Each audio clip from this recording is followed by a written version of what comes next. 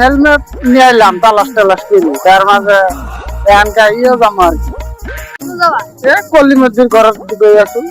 যদি লাইসেন্স পাও করো তো